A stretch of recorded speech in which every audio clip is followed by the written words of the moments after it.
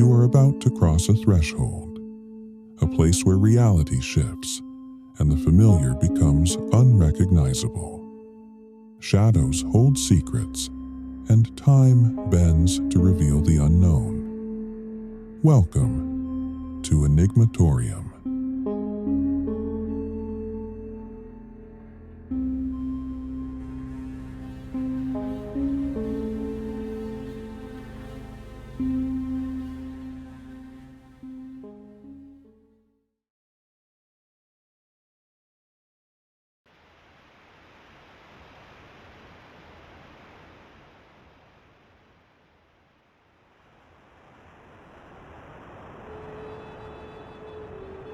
They say silence is golden, but some silences feel heavy, weighted, remembered.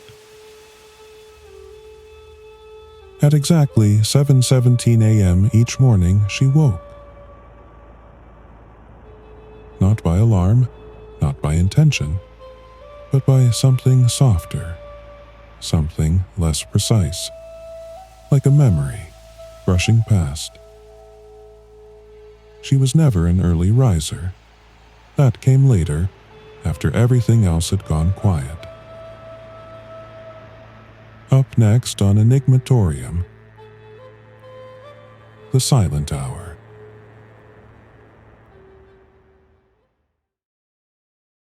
The clock blinked. 7:17. Sunlight slipped through the blinds, the kind that makes dust float like slow-motion snow. And there it was again, the sound, always faint, always just before her eyes opened, a cupboard closing, a rustle of fabric, the tap of a ceramic mug on the counter. She lived alone. She sat up, staring down the hallway. It stared back. The next day, and the one after, always 7:17, always the same sequence of sounds, familiar, domestic.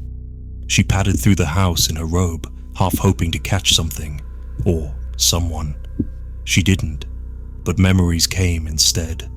Her mother's soft humming while folding towels, the scent of toast, the way she always knew where everything was, little things. The kind you only notice after they're gone, the kind you never said thank you for. One morning, the coffee was already made, just enough for one cup. She hadn't made it. The dish towel hung differently. A sock, long thought lost, was folded at the foot of the bed. Was it her mind, her grief, or something else? She didn't feel afraid. She felt seen. Later that week, her daughter stopped by, just for a moment. She brought muffins, store-bought, apologized for not staying long. They stood in the kitchen, awkward, affectionate, and before leaving, the daughter glanced toward the hallway and said, "I always loved how Grandma kept everything so perfect. I don't know how she did it." She just nodded, but after the door closed, she whispered, "I do now."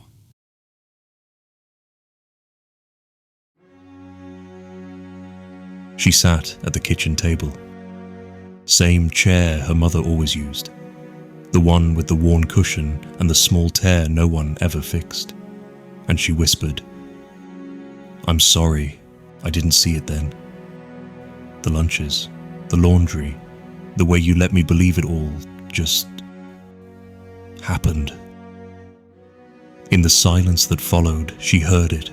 Not a voice, not a word, just the soft creak of a cabinet door closing.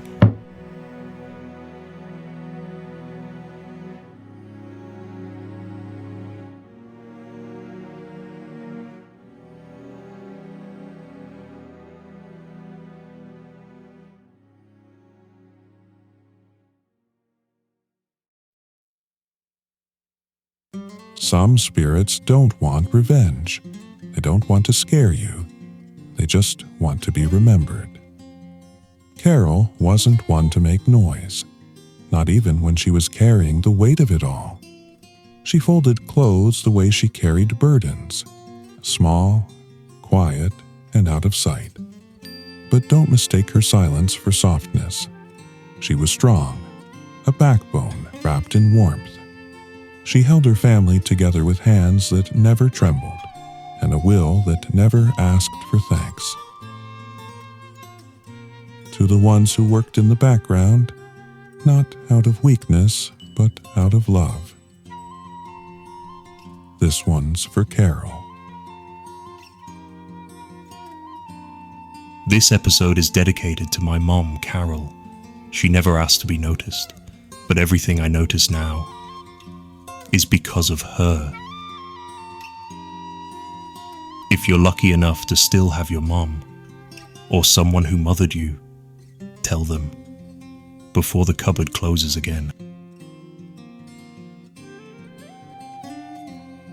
The music that opened and now closes this story was composed and performed by Jill Sissel, a beloved friend and a gifted artist whose hands don't just play notes, but memories. Her music breathes emotion into every measure.